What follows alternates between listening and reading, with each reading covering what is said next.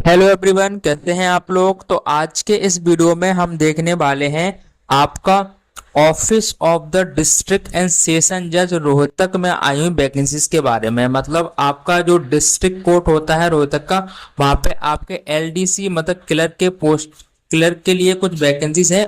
आज के इस वीडियो में हम वही उसके बारे में जानने वाले हैं। ओके, तो मैं आपको बताऊंगा कि आपको किस तरीके से इन पोस्टों के लिए अप्लाई करना है, क्या सिलेक्शन प्रोसेस रहेगा, सब कुछ जानेंगे आज के इस वीडियो में। तो आप वीडियो में लास्ट तक बने रहें।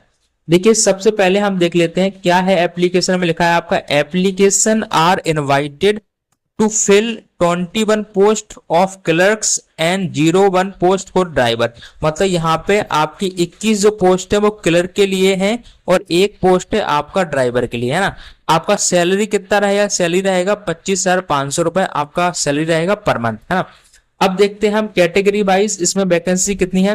तो कैटेगरी वाइज आप देखेंगे आपका 6 आपका जनरल में है और 01 आपका जनरल में है, ESM वाला, है ना।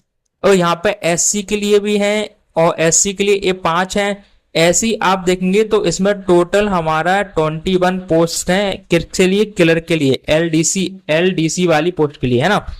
ठीक है। अब देखिए इसमें इसमें आपको आपका क्वालिफिकेशन क्या रहेगा। तो देखिए क्वालिफिकेशन फॉर क्लर्क के लिए जो है क्या है, यदि आप क्लर्क की पोस्ट के लिए अप्लाई करना चाहते हैं तो क्या लिखा है कि no candidate for direct recruitment shall be eligible to apply for the post of clerk unless he hold a degree of bachelor of arts और बैचलर ऑफ साइंस और इक्विवेलेंट। मतलब यदि आपके पास आप ग्रेजुएट हैं और आपने ग्रेजुएशन कर रखा है तो आप क्लर्क की पोस्ट के लिए अप्लाई कर सकते हैं। ठीक है। अब आपका ग्रेजुएशन किसी भी स्ट्रीम में हो सकता है, साइंस स्ट्रीम में मतलब आपका मैथ्स केमिस्ट्री फिजिक्स में हो या आर्ट्स में हो, बस आप यदि ग्रेजुएट हैं तो आप इस पोस्ट के लिए अप्लाई कर सकते हैं, आप एलिजिबल रहेंगे। ठीक है। अब देखिए यदि आप अप्लाई करते हैं तो आपका फिर क्या सिलेक्शन प्रोसेस रहता है। तो इसमें एक छोटा सा एग्जाम आपका कंडक्ट होगा। एग्जाम का सिलेबस क्या रहेगा, जिसमें आपका इंग्लिश आएगा और जी के आएगा, 50 नंबर का आएगा, ये भी 50 नंबर का आएगा, है ना। और क्वालिफाइंग मार्क्स कितने रहते हैं, मतलब आपको सिर्फ 50 में से 20 नंबर लेकर आने हैं।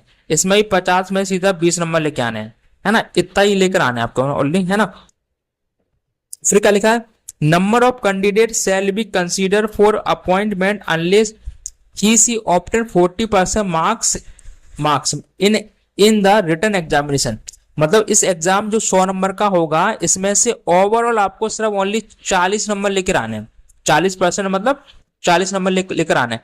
यदि आप इसमें आपको 40 नंबर आ जाते हैं तो आप पास कंसीडर करे जाएंगे, आप पास कंसीडर करे जाएंगे और अब फिर आपको टाइपिंग टेस्ट के लिए बुलाया जाएगा। और टाइपिंग टेस्ट इसमें बहुत इंपॉर्टेंट है, जो कि आपकी 30 पर वर्ड मिनट होना चाहिए, है ना। तो आपका स्पीड सिर्फ 30 होना चाहिए और एग्जाम का सिलेबस है वो बहुत इजी है, आप 40 नंबर आराम से ला सकते हैं क्योंकि एग्जाम इसका बहुत ज्यादा डिफिकल्ट नहीं होगा, है ना। अब देख लीजिए हमने अपना एलिजिबिलिटी क्राइटेरिया देखा, सिलेक्शन प्रोसेस देखा। अब देखते हैं एज लिमिट आपका हर कोई इसके लिए अप्लाई कर सकता है। 18 से 42 साल जिसकी उम्र है वो इसके लिए अप्लाई कर सकता है ना। अब एप्लीकेशन का लास्ट डेट क्या है, तो आपको क्या करना है, द डिस्ट्रिक्ट एंड सेशन जज रोहतक में 14 अक्टूबर तक शाम के 5 बजे तक या तो आप पोस्ट ऑफिस के द्वारा इस फॉर्म को उनके पास भेज सकते हैं, अपना एप्लीकेशन फॉर्म, या यदि आप वहीं पर रोहतक के ही हैं तो आप सीधा हैंड टू हैंड उनको देकर आ सकते हैं, है ना। तो अब देखिए आपको इसके लिए अप्लाई कैसे करना है, क्या प्रोसेस है, वो भी हम आपके साथ डिस्कस करेंगे। देखिए अभी पूरा ये आपका डिटेल नोटिफिकेशन था, अब चलते हैं इसके एप्लीकेशन फॉर्म पर। यही सब आपका हिंदी में भी है ना।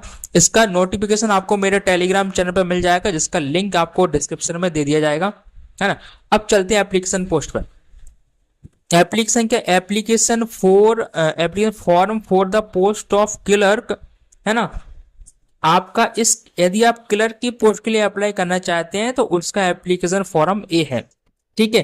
क्या लिखा है, आपको यहाँ पे लिखना है application for the post of clerk. आप क्लर्क के लिए अप्लाई करना चाहते हैं, यहाँ पे आपका रिसेंट जो फोटो हो पासपोर्ट साइज का वो आपको पिंच करना है। यहाँ पे आप नेम ऑफ कैंडिडेट लिखेंगे, फादर और हस्बैंड नेम लिखेंगे। पूरा फॉर्म आप देखेंगे है ना। तो इस पूरे फॉर्म को आपको अच्छे से फिल करना है, वो भी कैपिटल लेटर में, है ना। यदि आप कहेंगे, यदि आपको इसमें कोई प्रॉब्लम हो तो आप मुझे कमेंट में पूछ सकते हैं, या ज्यादा कोई प्रॉब्लम होती है तो मैं इसका डिटेल वीडियो भी एक आपके लिए बना दूंगा, है ना। और इन सब का पूरा जो पीडीएफ है, फॉर्म है, वो आपको मेरे टेलीग्राम चैनल पे मिल जाएगा, जिसका लिंक आपको डिस्क्रिप्शन में मिल जाएगा। ओके, तो यहाँ पे आपको अपना कैंडिडेट का नेम लिखना है, यहाँ फादर या हस्बैंड का नाम, यहाँ डेट ऑफ बर्थ, एज, आप मेल हैं या फीमेल हैं, नेशनलिटी क्या है, एड्रेस क्या है, ये आपको यहाँ पे फिल करना है। आपको बस अच्छे से हर चीज फिल करना है, वो भी कैपिटल लेटर में। कैटेगरी क्या है, यहाँ आपका ग्रेजुएशन है तो आपको यहाँ पे आपका 10th का लिखना है। ग्रेजुएशन क्या है, अदर क्वालिफिकेशन क्या है, वो सब यहाँ लिखना है। टाइपिंग स्पीड आपके मैंडेटरी है, टाइपिंग स्पीड आपको आना चाहिए। यहाँ पे अपना कॉन्टैक्ट नंबर, ईमेल आईडी आपको लिखना है ना। और यहाँ पे आपके जो भी डॉक्यूमेंट है, जैसे आपका 10th का मार्कशीट हो गया, 12th का मार्कशीट हो गया, ग्रेजुएशन का मार्कशीट हो गया, यदि आपका सीपीसीटी है तो और भी अच्छा है ना। या टाइपिंग का कोई सर्टिफिकेट हो या कंप्यूटर का कोई सर्टिफिकेट हो तो वो आप इनके साथ इंक्लूड करें। और सेल्फ अटेस्टेड होना चाहिए, मतलब उस पर आपके साइन होना चाहिए, है ना।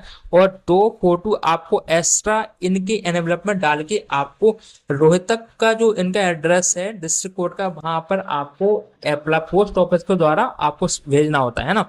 तो ये फॉर्म आपको मिल जाएगा। लास्ट डेट आपकी 14 अक्टूबर है, 14 अक्टूबर तक आराम से आप इसको फिल करके भेज सकते हैं, है ना। क्योंकि इस तरीके की वैकेंसी ये ऑफलाइन वैकेंसीज होती हैं, जिसके बारे में बहुत कम ही लोगों को इन वैकेंसीज के बारे में पता होता है। तो आप इस वैकेंसी का फॉर्म इजीली से भर सकते हैं, इसमें आपकी कोई फीस नहीं होनी है। एग्जाम भी होना है तो बहुत छोटा सा एग्जाम होना है, जिसको आप इजीली से क्वालिफाई कर सकते हैं। और इसमें यदि आपको कोई भी डाउट हो तो आप मुझे कमेंट में जरूर पूछ सकते हैं। फॉर्म आपको टेलीग्राम चैनल पर मिल जाएगा, आपको मेरे, है ना। तो अब तक के लिए आपको इसमें कोई डाउट हो तो आप पूछ सकते हैं, है ना।